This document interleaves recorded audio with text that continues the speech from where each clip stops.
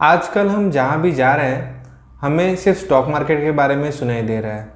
Train में जाते हैं या फिर हम जाते हैं किसी दोस्त से रिश्ता से बात करते हैं तो वो शेयर मार्केट के बारे में बात कर रहा है।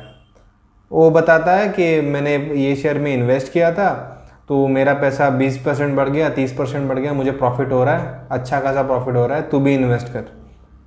तो शेयर मार्केट में इन्वेस्ट करना क्या इतना आसान है या किसी भी शेयर को परचेज करके आप प्रॉफिट कमा सकते हो? नहीं, इतना आसान तो नहीं है। इतना आसान होता तो हर कोई शेयर मार्केट में पैसा इन्वेस्ट करके हर कोई बिलियनियर बन जाता था, लेकिन इतना आसान नहीं है। इसमें बहुत सारे लोग मिस्टेक्स करते हैं। क्या होता है, हमारे दोस्त और रिश्तेदार जो हमें बताते हैं, जो हमें एडवाइस करते हैं कि आप शेयर मार्केट में इन्वेस्ट कीजिए करके, वो अपनी अच्छी बातें बताते हैं, अच्छा एक्सपीरियंस ही बताते हैं कि हमने ये शेयर में इन्वेस्ट किया था, हमारा पैसा 2 गुना या 3 गुना हो गया। लेकिन वो ये कभी नहीं बताते कि मैंने ये शेयर में इन्वेस्ट किया था और इसका शेयर प्राइस कम हो गया है, अभी इसमें मुझे लॉस हो रहा है। तो ये आपको कोई नहीं बताए। क्यों? क्योंकि वो सोचते हैं कि अगर मैं ये बता दूंगा कि मेरा पैसा यहाँ पे फंस गया है तो मेरा इंसल्ट हो जाएगा। तो इस सोच के कारण वो आपको कभी नहीं बताएगा कि उसने क्या क्या मिस्टेक्स की हैं। तो आप भी अगर वो मिस्टेक्स नहीं जानते हैं तो आप भी सेम मिस्टेक्स करने वाले हो, फिर आपको भी लॉस हो सकता है। तो आपको वैसा लॉस ना हो इसलिए मैंने ये वीडियो बनाया है। इसमें मैंने टॉप 10 मिस्टेक्स जो कि लोग करते हैं स्टॉक मार्केट में इन्वेस्ट करते टाइम, वो यहाँ पे मैंने एक्यूमुलेट की हैं। तो ये वीडियो पूरा ध्यान से देखिए, इसको अप्लाई कीजिए। तो मैं दावे के साथ कह सकता हूँ कि अगर आप इसको अप्लाई करते तो आपको लॉन्ग टर्म में कभी लॉस नहीं होगा। मैं जयदीप मात्रे वेल्थ रेज एकेडमी में आपका स्वागत करता हूँ। तो चलिए आज का वीडियो शुरू करते हैं। तो पहली मिस्टेक है बाइंग एट हायर वैल्यूएशंस। आप यहाँ पे देख सकते हैं IRCTC का चार्ट। इसमें एक साल का रिटर्न हम देखें तो IRCTC ने 62.75% रिटर्न दिया है एक साल में। तो 60 के पी रेशो पे IRCTC अभी चल रहा है। अभी करंट प्राइस है इसका 1987 करीबन 2000 रुपये के आसपास करंट प्राइस है। तो इतना हाई वैल्यूएशन पे चल रहा है। नॉर्मली क्या रहता है, जो पी रेशियो रहता है जिसको बोलते हैं प्राइस अर्निंग रेशियो, ये नॉर्मली 15 to 20 के आसपास चलता है। तो IRCTC एक अच्छा शेयर है तो इसका हम पी रेशियो पकड़ लेते हैं कि 20 से 30 के आसपास रहेगा तो नॉर्मल है, 30 तो नॉर्मल रहेगा। तो 30 के ऊपर अगर चला जाता है तो ये थोड़ा सा ओवर वैल्यू टेरिटरी में चला जाता है, जो कि हो गया हाई वैल्यूएशन। तो अगर आप ऐसे शेयर सिलेक्ट करते हैं जो ऑलरेडी हाई वैल्यूएशन पे है तो उसका जो बढ़ने का जो चांसेस है वो बहुत कम हो जाता है। तो अब फिर आपको जो रिटर्न्स है वो तो एक तो नेग्लिजिबल मिलेंगे या आपका लॉस का चांसेस भी रहेगा। तो ये फर्क पड़ता है अगर आप हाई वैल्यूएशंस पे रहते हैं। और एक एग्जांपल देना चाहूँगा मैं, आप रुचि सेवा का चार्ट देख सकते हैं यहाँ पे। तो रुचि सेवा ने लास्ट एक साल में 681.85% रिटर्न दिए हैं, जो कि बहुत ज़्यादा होते हैं। इसका जो लो देखेंगे आप लास्ट एक साल का, वो 91 रुपीज़ लो है और हाई 1519 रुपये है, और अभी करंट ट्रेड कर रहा है 715 रुपये पे। तो अगर कोई शेयर है जो इतना हाई रिटर्न्स दे रहा है तो उसके अगर बैलेंस शीट में या प्रॉफिट लॉस में उतना ग्रोथ हुआ है क्या? 680% का रिटर्न दिया, मतलब 6 टाइम्स। तो उसका प्रॉफिट 6 टाइम्स ग्रो हुआ है क्या? तो ही वो जस्टिफाई करेगा। अगर 6 टाइम्स ग्रो नहीं हुआ है इसका मतलब ये शेयर प्राइस या तो नीचे आएगा या वही पे कंसोलिडेट करेगा। तो हम इसमें भी हमारे चांसेस बहुत कम हो गए हैं क्योंकि हमने हायर वैल्यूएशन पे किया है। तो ये मिस्टेक नहीं करनी है, हायर वैल्यूएशन में कोई भी शेयर परचेज नहीं करना है। Second mistake, investing in penny stocks. Penny stocks मतलब क्या रहता है, नॉर्मली जो 1 रुपये से लेके 10 रुपये के बीच में अगर शेयर प्राइस है तो वो नॉर्मली पेनी स्टॉक्स रहते हैं, मतलब छोटे मोटे स्टॉक, जहाँ पे इन्वेस्टर्स का माइंड में क्या रहता है कि अगर मैं इन्वेस्ट कर रहा हूँ, समझिए मैंने 10,000 रुपये मुझे इन्वेस्ट करना है, तो मुझे ज़्यादा से ज़्यादा शेयर्स आने चाहिए। तो ज़्यादा शेयर्स आएंगे तो वो बढ़ेंगे तो मुझे ज़्यादा मुनाफा होगा। तो इन्वेस्टर क्या करता है, छोटे मोटे शेयर्स देखता है जो कि 1 रुपये से 10 रुपये के बीच में रहेंगे, तो वो शेयर में वो इन्वेस्ट कर देता है क्योंकि क्वांटिटी ज़्यादा आता है। तो क्वांटिटी ज़्यादा आ गया मतलब मेरे प्रॉफिट भी ज़्यादा होगा। ये एक सोच गलत है। कभी भी क्वांटिटी पे ध्यान नहीं देना है आपको कभी भी क्वालिटी पे ध्यान देना है। आपको एग्जांपल के लिए मैं एक शेयर बता रहा हूँ यहाँ पे, MRF का शेयर। यहाँ पे आप देख सकते हैं एक साल का परफॉर्मेंस MRF शेयर का। इसका एक शेयर का वैल्यू 49,915 था, मतलब 50,000 था एक शेयर का वैल्यू बीते एक साल में, और उसने हाई मारा है 98,599 का, और अभी करंट प्राइस है 88,775। तो किसी को अगर मैंने बोलता एक साल पहले कि एक अच्छा शेयर है मेरे पास MRF का, एक शेयर का वैल्यू 50,000 है, तुम इन्वेस्ट करो इसमें, इसमें अच्छा मुनाफा होगा, तो कोई खरीदता? नहीं खरीदता। क्यों? क्योंकि 50,000 का एक शेयर लेके मैं क्या करूँगा, मुझे तो ज़्यादा शेयर्स चाहिए, तो मैं छोटे मोटे शेयर्स पे खरीदूंगा जो कि 10-15 रुपए के भाव में है। 50,000 का शेयर लेके क्या करूँ? लेकिन कभी भी ध्यान रखिए, 50,000, 500, 50 रुपया, 5 रुपया शेयर प्राइस इंपॉर्टेंट नहीं है। इंपॉर्टेंट क्या है, आपको परसेंटेज गेन कितना होगा उसमें, वो इंपॉर्टेंट है। तो अब MRF का अगर देखते हैं तो इसमें 88,775 रुपीज़ अभी वैल्यू चल रहा है MRF का, और 50,000 मतलब अराउंड 40,000 का प्रॉफिट होता था अगर एक शेयर भी कोई परचेज कर लेता। 40,000 मतलब 80% का प्रॉफिट होता था। तो 80% प्रॉफिट ये कम नहीं है, ये बहुत ज़्यादा है। तो प्रॉफिट कितना हो रहा है परसेंटेज टर्म्स में, वो मायने करता है, ना कि शेयर प्राइस। तो ये ध्यान में रखिएगा, पेनी स्टॉक्स में इन्वेस्ट नहीं करना है, उसमें बहुत रिस्क रहता है। नॉर्मली बड़ी कंपनी में, लार्ज कैप या मिड कैप में इन्वेस्ट करना है। थर्ड मिस्टेक है लो डाइवर्सिफिकेशन।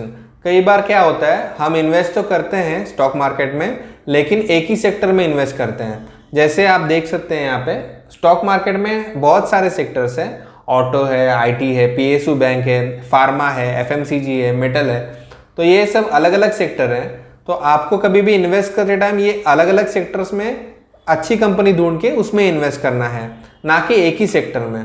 क्योंकि क्या होता है, कभी भी जब भी बुल रन आता है, बुल रन मतलब जब भी मार्केट 2 टाइम्स होता है या 3 टाइम्स होता है, तो कभी भी ऐसा बुल रन आता है तो एक सिंगल सेक्टर ऊपर जाता है, और वो सेक्टर अगले बुल रन में वो सेक्टर नहीं होता, दूसरा कोई सेक्टर होता है जो कि अच्छा परफॉर्म करता है। जैसे कि हम पास्ट अगर देखते हैं तो पहले रियल इस्टेट का बूम था, बाद में IT का आया, बाद में अभी फिलहाल फार्मा और IT का चल रहा है बूम। तो हर टाइम पे सेक्टर्स अलग अलग रहते हैं, तो हमें हर सेक्टर में थोड़ा थोड़ा इन्वेस्ट करना है ताकि हर एक बुल रन में हमारा पोर्टफोलियो अच्छा परफॉर्म करे। फोर्थ मिस्टेक है buying on the basis of loan. Normally ये पीरियड में ही ये मिस्टेक्स होती है। जैसे अभी जो पीरियड चल रहा है कि मार्केट ने जो लो बनाया था निफ्टी ने, उसके बाद करंटली वो हायर हाई हायर लो ही बना रहा है, ऊपर ही जा रहा है निफ्टी। और किसी भी शेयर में हम पैसा डालते हैं तो हमारा शेयर प्राइस बढ़ ही रहा है। तो इसमें क्या होता है, इसको ज़्यादा नॉलेज भी नहीं है, वो भी ऐसा समझता है कि भाई मैं तो एक्सपर्ट हो गया क्योंकि मैं जिस शेयर में पैसा डाल रहा हूँ वो शेयर बढ़ रहा है, तो मैं इसमें बहुत शेयर मार्केट में बहुत एक्सपर्ट हो चुका हूँ। मेरा अभी मंथली रिटर्न में कैलकुलेट कर रहा हूँ तो मेरा 10% 20% मेरा मंथली रिटर्न आ रहा है। तो मैं क्या कर सकता हूँ इसमें कि मैं तो अभी 1 लाख ही इन्वेस्ट कर पा रहा हूँ क्योंकि मेरे पास कैपिटल तो है नहीं इतना। तो मैं क्या करता हूँ, मेरे फ्रेंड से, मेरे फैमिली में से या किसी क्लाइंट से पैसा उधार ले लेता हूँ और मैं इन्वेस्ट करता हूँ। उनको प्रॉमिस कर दूंगा कि 10% मैं आपको दे दूंगा, आप मुझे पैसा दे दीजिए और मैं यहाँ से 20% कमा लूँगा। तो ये बहुत बड़ी मिस्टेक होती है क्योंकि मार्केट ऐसा लॉन्ग टर्म में नहीं चलता। जो अभी वन साइड जा रहा है तो मार्केट ऐसा नहीं चलता। आप चाहिए तो ये चार्ट देख लीजिए, यहाँ पे चार्ट में मैं दिखा रहा हूँ आपको। तो ये निफ्टी का चार्ट देख सकते हैं आप, जैसे ऊपर जा रहा है और नीचे भी आ रहा है कंटिन्यूसली। कहीं भी आप निफ्टी का चार्ट देखिए या किसी स्टॉक का चार्ट देखिए, कंटिन्यूसली वो ऊपर नहीं जाएगा, वो नीचे आएगा, वापस ऊपर जाएगा, वापस नीचे आएगा। तो जब नीचे आएगा तभी आप पेमेंट कैसे करेंगे फिर, क्योंकि आपने जितना पैसा डाला है वो तो लॉस में चल रहा है। तो जो 10% आप उनको इंटरेस्ट देने वाले थे तो वो कैसे दे पाएंगे, क्योंकि वो तो नीचे जा रहा है। आपने शायद हर्षद मेहता की सीरीज देखी होगी, तो हर्षद मेहता के केस में भी यही हुआ था कि उन्होंने जो पैसा यूज़ करने के लिए लिया था लेकिन मार्केट क्रैश कर गया, उनका जो इन्वेस्टमेंट है ACC सीमेंट में या और कोई शेयर्स में, वो नीचे आ गए, तो वो सामने वाले का पैसा नहीं दे पाए और वो फंस गए। तो हर्षद मेहता के केस में जो हुआ वो आपके केस में नहीं होना चाहिए। तो कभी भी ध्यान रखिए, आपको लोन लेके शेयर मार्केट में इन्वेस्ट नहीं करना है। आपका जितना सेविंग है उसमें का ही पार्ट पोर्शन आपको मार्केट में इन्वेस्ट करना है। फिफ्थ मिस्टेक है expecting higher returns in short term. कभी भी ध्यान रखिए, मार्केट में इन्वेस्ट करना है तो लॉन्ग टर्म के लिए इन्वेस्ट करना है। और आप ऐसा एज्यूम कर सकते हैं कि मुझे 15% टू 25% रिटर्न्स निकालने हैं मार्केट से। अगर आप एज्यूम करते हैं कि मुझे हायर रिटर्न्स कमाने हैं, इससे भी ज़्यादा रिटर्न्स कमाना है, 50%, 80%, 100% रिटर्न्स, तो आप क्या करेंगे, एक तो लो क्वालिटी स्टॉक में इन्वेस्ट करेंगे, जो स्टॉक नीचे गिर रहा है वो बाय करने की कोशिश करेंगे, ये एक्सपेक्टेशन में कि ये ऊपर जाएगा तो मेरा पैसा दोगुना हो जाएगा, या फिर आप इंटरडे ट्रेडिंग करेंगे। तो ये सब रिस्की एलिमेंट्स है। रिटर्न्स तो छोड़िए, आपका जो कैपिटल है वही नहीं रह पाएगा, कैपिटल लॉस हो जाएगा आपको। लेकिन फिर भी अगर आप हाई रिटर्न्स चाहते हैं तो आप इनके पास जा सकते हैं। एक स्कीम है, अमीरों की स्कीम मेरे हाथ लगी है। 25 दिन में पैसा डबल। 25 दिन में पैसा डबल। 6 मिस्टेक है investing through future and options and intraday trading. तो फ्यूचर एंड ऑप्शंस और इंटरडे ट्रेडिंग के बारे में बता दूं मैं आपको कि ये सिर्फ ट्रेडर्स के लिए है, ये बहुत रिस्की होता है, ये मार्केट वोलेटाइल होता है, तो ये भी आपका पोर्टफोलियो भी वोलेटाइल रहता है।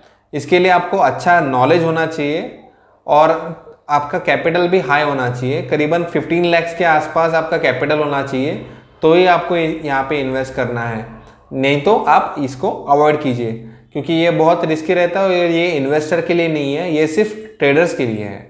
7th मिस्टेक है फॉलो टिप्स एंड न्यूज़।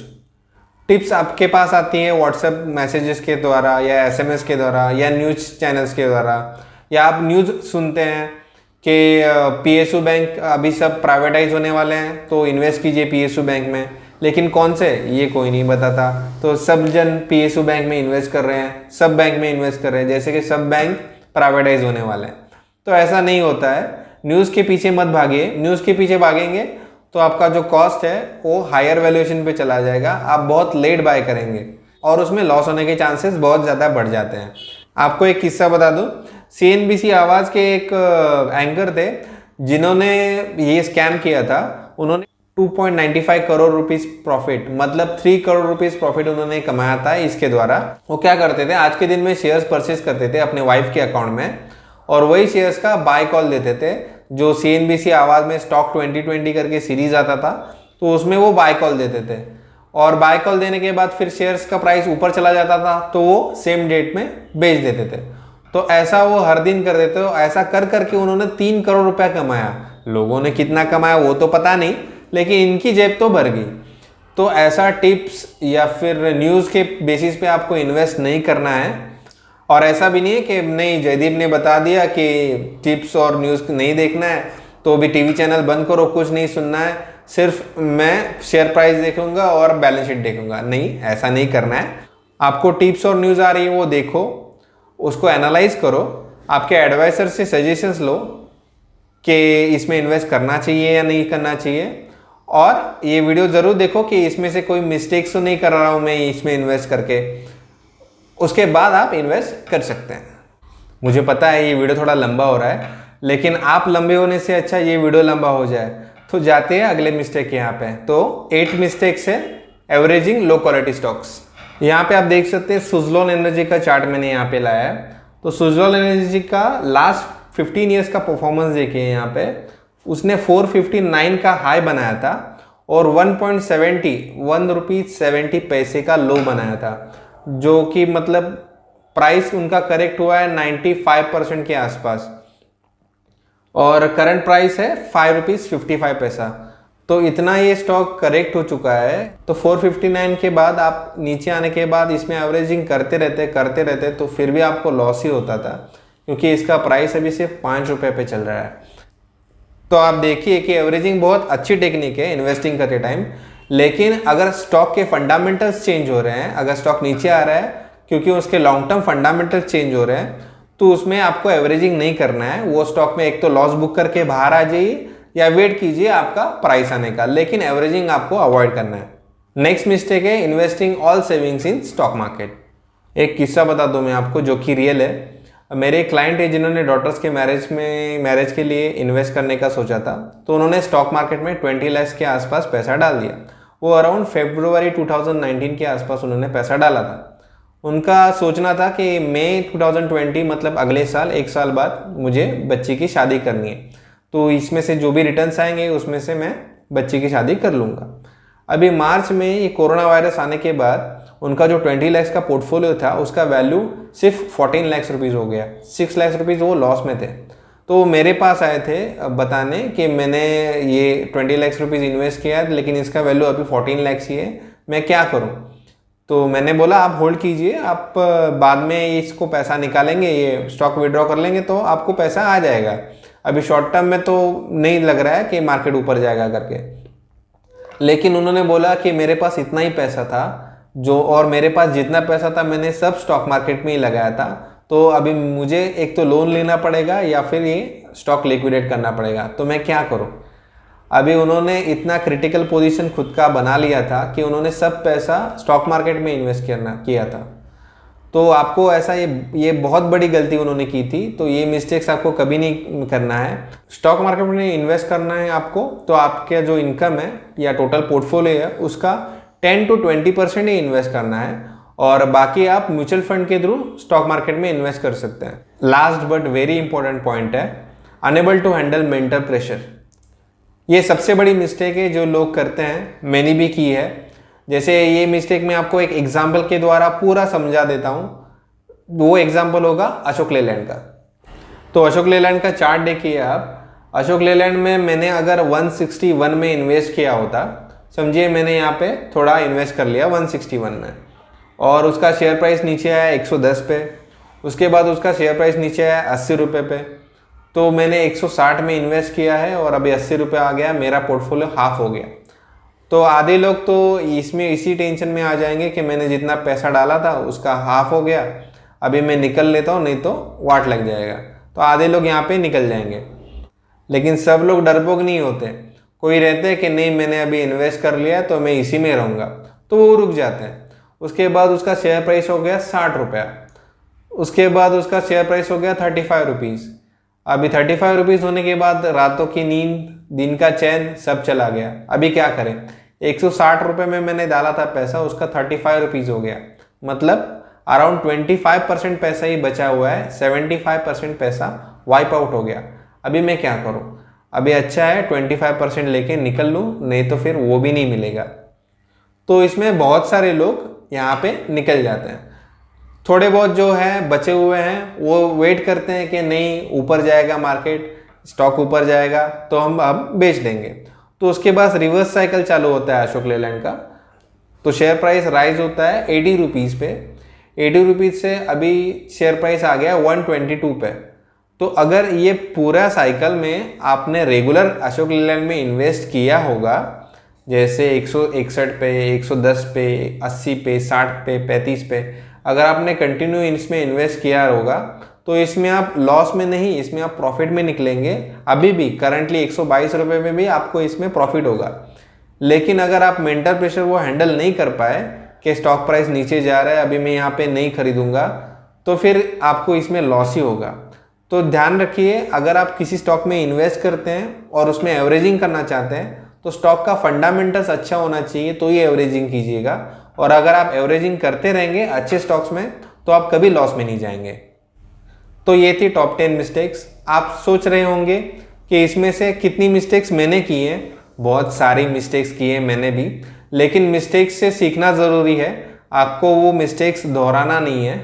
तो आप ये मिस्टेक्स मत कीजिएगा। हर टाइम स्टॉक्स लेने से पहले ये वीडियो ज़रूर देखिएगा।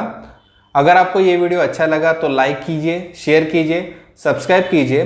नीचे कमेंट बॉक्स में मेंशन कीजिए कि इसमें से आपने कौन सी मिस्टेक्स की हैं, और इसके अलावा भी अगर कोई मिस्टेक्स की हैं तो वो भी मेंशन कीजिए। और एक बात, अगर आपको किसी शेयर का एनालिसिस चाहिए तो कमेंट बॉक्स में जाके वो शेयर का नाम लिख लीजिएगा। तो आशा करता हूँ आपको ये वीडियो पसंद आया होगा। मिलते हैं अगले वीडियो में। धन्यवाद।